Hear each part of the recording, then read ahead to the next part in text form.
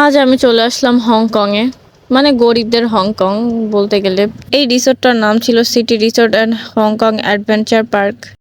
ভিতরে চলে আসলাম। ভিতরে চলে আসার পরেই আমার চোখে পড়লো বিভিন্ন ধরনের ফুল। ফুলগুলা দেখে আমার কাছে ভালোই লাগতেছিল। তারপরে দেখলাম সাদা কিছু ফুল, গোলাপ ফুলও ছিল সাদা রঙের। আর ভিতরে ঢুকতেই হচ্ছে এই প্রাকৃতিক দৃশ্যটাই আপনার চোখে পড়বে প্রথমেই।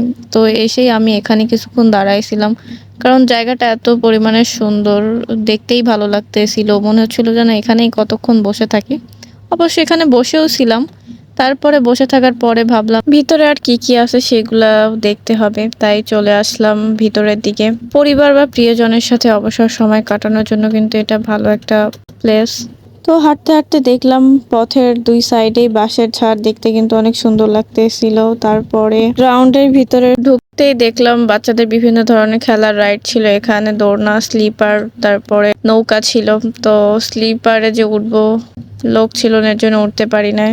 তো কি করব, অন্য সাইডে যাচ্ছিলাম, অন্য সাইডে যাই দেখতেছিলাম আর কি কি আছে। পরে দেখলাম যে এই সাইডে কি যেন একটা ছিল, এটার নাম আমি সঠিক জানি না, কিন্তু আমি তো এর উপরে উঠতে পারবো না। তাই ভাবলাম যে আমি একটু দোলনাই খাই। দোলনা খেতে তো আমার খুবই ভালো লাগে। তারপরে চলে আসলাম নৌকায়। জানি না এইসব নৌকায় মানুষ চড়ে কি করে, কত উপরে নিয়ে যায়, আমার তো খুবই ভয় লাগে। তো আমি এখানে কিছুক্ষণ বসেছিলাম, বসে থেকে কয়টা ছবি তুললাম।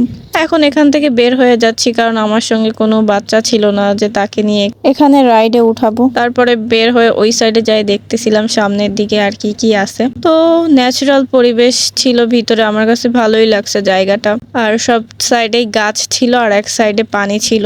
ও, এমন একটা জায়গা হলে আর কিছু লাগে। এই রিসর্টে কিন্তু আরো অনেক জায়গা ছিল, আসলেই দেখতে পাবেন। আজকের ভিডিও এতটুকুই, টাটা।